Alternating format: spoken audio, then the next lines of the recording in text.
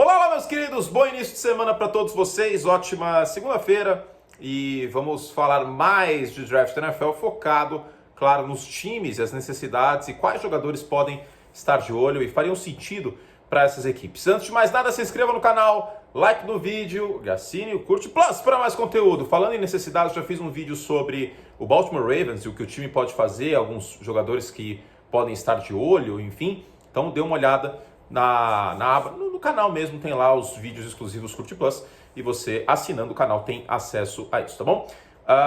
Vou fazer Packers nessa semana, devo fazer outros times, Buccaneers, Chiefs, enfim, não vou conseguir fazer todos, mas pelo menos as necessidades dos times eu farei todos, tá bom? A partir da semana que vem, seja em vídeos abertos ou fechados, né, para os assinantes, a partir da semana que vem, uma divisão por dia, pelo menos, ou duas por dia, não sei como vai ficar isso, o meu cronograma, mas todas as divisões, pelo menos as necessidades eu vou falar. Não vai dar tempo de pegar 5 jogadores dos 32 times, né? Então vou focar, o seu time será falado, fique tranquilo, tá bom? Os 32 times da NFL serão falados. Então, feito esse querido e gostoso aviso, vamos começar a falar então desse time aqui, que é a bola da vez, que é o New England Patriots, que faz algum tempo que os Patriots não estão aí nessa posição do draft, tem a 15ª escolha na primeira rodada. A gente já viu os Patriots escolherem mais ou menos por aí, né? E quando escolheu por aí, o Bill Belichick fez um bom trabalho, né? Teve o Jared Mayo, linebacker, e o Nate Solder, offensive tackle, que teve uma boa passagem pelos Patriots, né? Depois foi para os Giants, não foi aquela maravilha, foi mais caro que deveria na free agency, mas enfim, na época de New England ele foi bem.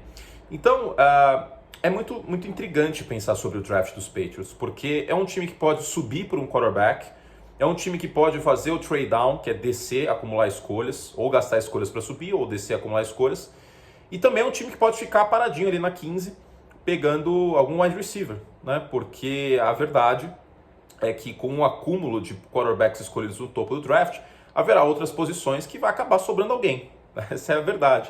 As outras posições, como não são tão valiosas como a posição de quarterback, vai sobrar gente muito boa ali entre a 10 e a 15, mais ou menos, né? Tem nomes bem badalados e nomes que poderiam facilmente ser primeiro jogador escolhido em outros anos se a demanda por quarterbacks não fosse tão alta. Vou dar um exemplo. Para mim, o melhor prospecto da classe, e para a maior parte dos analistas, dos olheiros, é o Penei Sewell, offensive tackle de Oregon. É um cara muito pronto, né? E ele tem atleticismo, envergadura, agilidade, bloqueio em campo aberto, inteligência, um cara que aprende com seus erros. É um cara fantástico, né? Eu não me recordo de ter visto outro jogador de linha ofensiva, offensive tackle assim, né? O Quentin Nelson era muito pronto, de Notre Dame, mas o Penei Sewell é uma coisa muito fora da curva. Então o Sewell pode acabar sobrando para Cincinnati na 5, né? Isso é uma coisa que a gente vai conversar depois, mais para frente nesse processo, porque vale a pena mencionar Atlanta e Cincinnati na 4 e na 5. Mas antes, vamos falar então dos Patriots, né? Quais são as necessidades do time? O time foi para cima na free agency, né? Gastou um monte de dinheiro aí, o time que mais deu dinheiro garantido nessa última free agency, e endereçou a posição de wide receiver. Eu não acho que o Nelson Agholor seja a solução para todos os problemas, né? A gente sabe os problemas dele com drops, por exemplo, e é um cara, uma ameaça boa em profundidade, fez um bom trabalho com os Raiders ano passado nesse quesito, foi muito bem contra os Chiefs no primeiro jogo dos dois times da temporada, mas drops ainda me preocupam e não é como se o Cam Newton fosse o quarterback mais preciso do Brasil, quer dizer, dos Estados Unidos. Então, com isso, para mim, o wide receiver ainda é uma necessidade. Outras necessidades, além de wide receiver, que eu acho que todo mundo deve estar com isso na cabeça. Quarterback, porque o Cam Newton teve um ano horroroso ano passado, foram mais interceptações que touchdowns passados. Então, é uma aposta, os Patriots estão fazendo uma aposta que ele consiga melhorar neste ano, mais um ano no sistema do Josh McDaniels, mas a verdade é que não tem nenhuma garantia disso. Isso não impede que haja competição para o Cam Newton, muito pelo contrário, acho que é até bem-vinda competição para o quarterback aí dos Patriots. É esquisito falar que o Cam Newton é quarterback dos Patriots, estou me acostumando ainda, mesmo depois de um ano. E, bom, quarterback, wide receiver, linebacker também, né? Porque o Donta Hightower está no último ano de contrato dele, não jogou ano passado, deu opt-out, mas é uma posição importante para esse sistema defensivo de New England. O Belichick sempre valorizou os linebackers, só lembrar, não foi ele que draftou, mas só lembrar do Teddy Bruschi e vários outros linebackers foram importantes nessa dinastia patriota, né? O próprio Jared Mayo, que eu mencionei, foi um jogador muito importante, New England por muito tempo, o Donta Hightower agora, e tem um bom nome para além do Micah Parsons para ficar de olho. Então vamos por partes. Considerando Trevor Lawrence, Zach Wilson e Mac Jones fora da jogada, e não é minha opinião isso, são os rumores de tudo quanto é lado, e não é só um cara que está falando, não é só o Adam Schefter, o Lawrence está fora, esqueçam. O Trevor Lawrence é a escolha do Jacksonville, não tem nenhum suspense quanto a isso. Aí o Zach Wilson deve ser a 2, isso aí é um rumor. E o rumor mais forte ainda é o Mac Jones na 3, tá? E é muita gente falando isso, é o Daniel Jeremiah, é o Adam Schefter, é uma galera. Não é o Adam Sandler, é o Adam Schefter. O cara não erra nesse sentido. Eu sei que não vaza muita coisa da diretoria de São Francisco, mas tá realmente parecendo a casa da Dona Florinda de tanta goteira que tem essa situação do Mac Jones na 3. Então, considerando esse cenário, que é o cenário que eu estou trabalhando, a gente tem dois nomes disponíveis. Trey Lance e o Justin Fields. Vamos falar do Justin Fields primeiro. Um cara com braço forte, um cara com um atleticismo incrível, um cara com um teto de produção muito alto, que bem lapidado no sistema correto pode dar muito certo. Por que ele está caindo?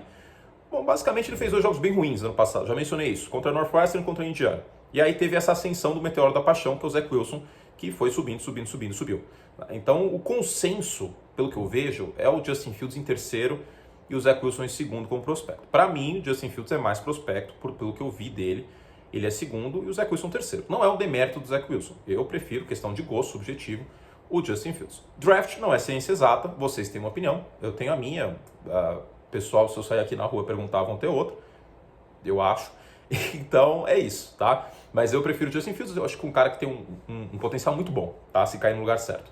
Então os Patriots poderiam subir para 4 para pegar o Justin Fields. Como uma outra hipótese, poderiam pegar o Trey Lance.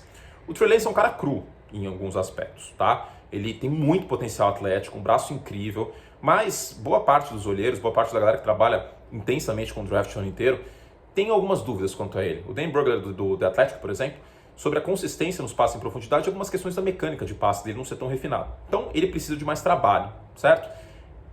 Vamos deixar assim, né? O piso do Justin Fields é maior e do Trey Lance o piso é menor. O potencial dos dois é muito alto, tá? Então, com o Cam Newton em 2021 nos Patriots, eles poderiam se arriscar e pegar o Trey Lance, caso não subam para 4 para pegar o Justin Fields ou o Justin Fields não esteja mais disponível no momento que New England resolver apertar esse gatilho. O Justin Fields eu acho muito difícil estar na escolha 7 de Detroit ou mesmo na 8 de Carolina. Acho bem difícil, porque Denver, por exemplo, é um time que pode competir muito forte com o New England para subir para essa 4.